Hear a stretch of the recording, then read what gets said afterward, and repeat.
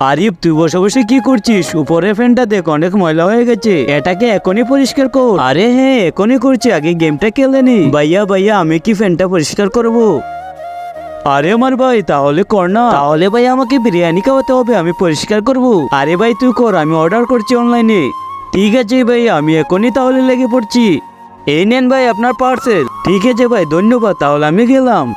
এই তো আমার ফ্যানটা পরিষ্কার হয়ে গেছে, এখন আমি বিরিয়ানি খাবো।